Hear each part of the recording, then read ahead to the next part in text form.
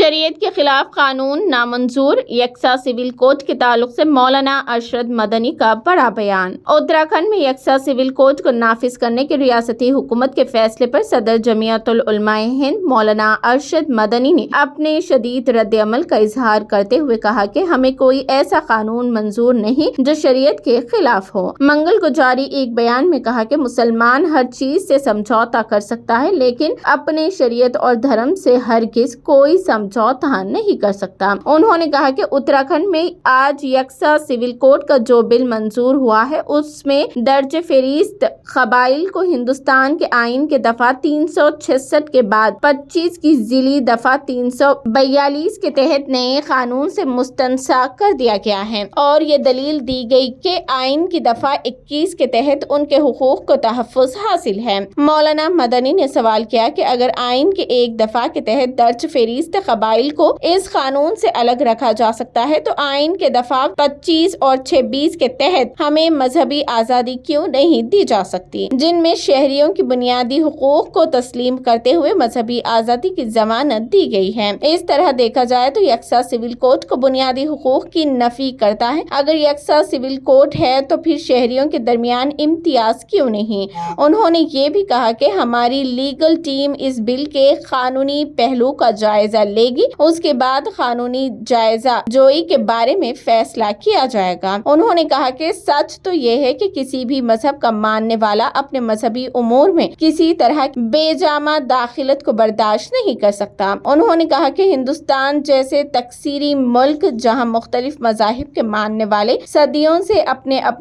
عقائد اور مذہبی ریت و رواج پر مکمل آزادی کے ساتھ عمل پیرا ہے، وہاں آج یکساں سول کوڈ کا نفاذ آئین میں شہریوں کو دیے گئے بنیادی حقوق سے متصادم ہے۔ سوال مسلمانوں کے پرسنل لا کا نہیں بلکہ ملک کے سیکولر آئین کو اپنی حالت میں باقی رکھنے کا ہے، کیونکہ ہندوستان ایک سیکولر ملک ہے اور دستور میں سیکولرزم کے معنی یہ ہے کہ ملک کا اپنا کوئی مذہب نہیں ہے، اس لیے یکساں سول کوڈ مسلمانوں کے لیے ناقابل قبول ہے اور ملک کی یکجہتی اور سالمیت کے لیے بھی نقصان دہ ہے۔ یکساں سول کوڈ کے نفاذ کے لیے دفعہ 44 کے ثبوت کے طور پر پیش کیا جاتا ہے اور یہ پروپیگنڈا کیا جاتا ہے کہ یکساں سول کوڈ کی بات تو آئین میں کہی گئی ہے جبکہ دفعہ 44 رہنما اصول نہیں ہے بلکہ ایک مشورہ ہے، لیکن آئین کی ہی دفعات 25، 26 اور 29 کا کوئی ذکر نہیں ہوتا جن میں شہریوں کی بنیادی حقوق کو تسلیم کرتے ہوئے مذہبی آزادی کی ضمانت دی گئی ہے۔ اس طرح دیکھا جائے تو یکساں سول کوڈ بنیادی حقوق کی نفی کرتا ہے، اس کے باوجود ہماری حکومت کہتی ہے کہ ایک ملک ایک قانون ہوگا اور یہ کہ ایک گھر میں دو قانون نہیں ہو سکتا۔ انہوں نے کہا کہ یہ عجیب و غریب بات ہے، ہمارے یہاں کی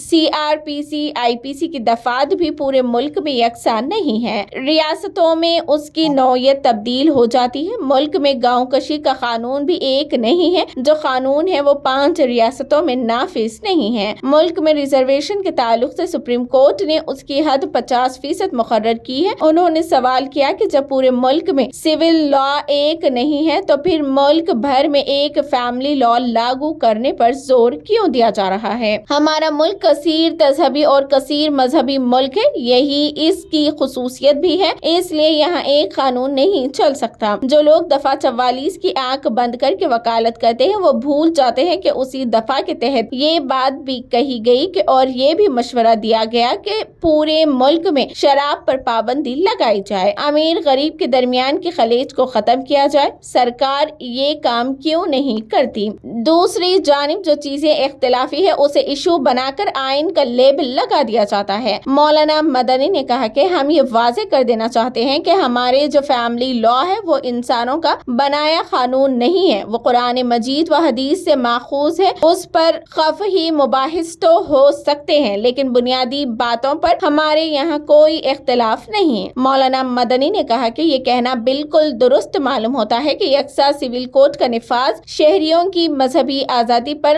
قدغن لگانے کی ایک سوچی سمجھی سازش ہے۔ انہوں نے یہ بھی کہا کہ فرقہ پرست طاقتیں نت نئے جذباتی اور مذہبی مسائل کھڑے کر کے ملک کی اقلیتوں بالخصوص مسلمانوں کو مسلسل خوف اور انتشار میں مبتلا رکھنا چاہتی ہے، لیکن مسلمانوں کو کسی بھی طرح کے خوف اور انتشار میں مبتلا نہیں ہونا چاہیے۔ چاہیے۔ ملک میں جب تک انصاف پسند لوگ باقی ہیں ان کو ساتھ لے کر جمعیت العلماء ہند ان طاقتوں کے خلاف اپنی جنگ جاری رکھے گی جو ملک کے اتحاد اور سالمیت کے لیے نہ صرف خطرہ ہے بلکہ سماج کو تعصب کی بنیاد پر تقسیم کرنے کے در پہ ہیں۔ انہوں نے کہا کہ اس ملک کے لیے نفرت کو کامیاب ضرور کہا جا سکتا ہے لیکن ہمیں یقین ہے کہ آخری اور حتمی فتح محبت کی ہونی ہے۔